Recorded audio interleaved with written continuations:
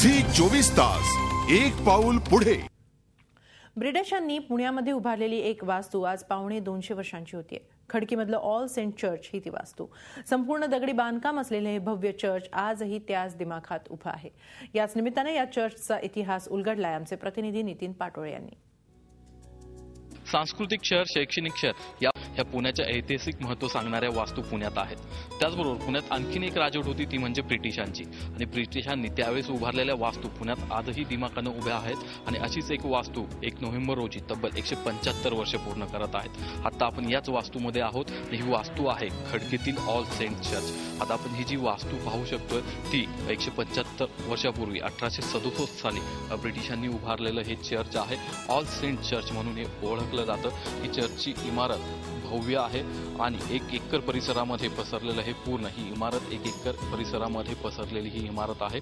या चर्चचे जे ऍक्टिव्ह सभासद आहेत, मेंबर आहेत, आपल्याबरोबर आहेत। आपण त्यांच्याकडनं जाणून घेऊयात या चर्चचा इतिहास, त्याचं धार्मिक महत्त्व।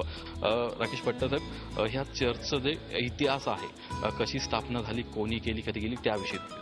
हा चर्च पहिला क्राइस्ट चर्च हा नावाने प्रसिद्ध होता। म्हणजे ते जेव्हा चालू झालं होतं तर 1837ला हे चालू झालं होतं।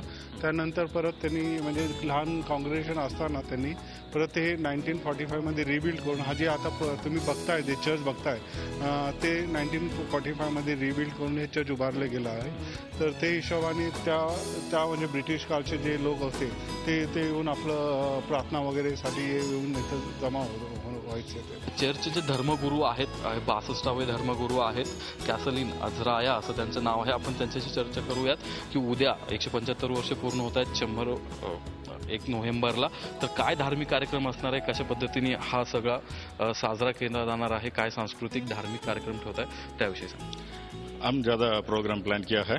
परमेश्वर का कृपा हमारा पास ज़्यादा है, इसलिए हम भी शेयर करने के लिए तैयार है। अभी चर्च के लिए 2 कार्यक्रम किया है।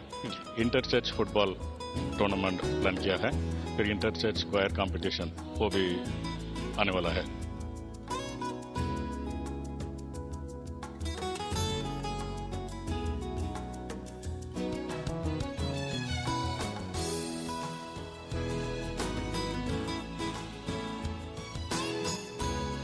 धन्यवाद। हे होते धर्मगुरू या चर्चचे।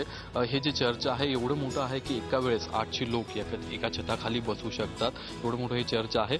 175 वर्षापूर्वी पुणे कसं होतं आता आपल्याला माहीत नाही किंवा आपण सांगू शकत नाही। त्यावेळेस ही चर्च, हे जे खडकी गाव आहे पुण्या शेजारचं, ते कसं होतं, इथली वस्ती कशी होती त्याविषयी जास्त माहिती नाही। मात्र तो काळ कसा असेल आणि त्याची साक्ष देणारी ही वास्तू आजही तेवढाच दिमागात उभी आहे आणि 1 नोव्हेंबर रोजी 175 वर्ष पूर्ण करते।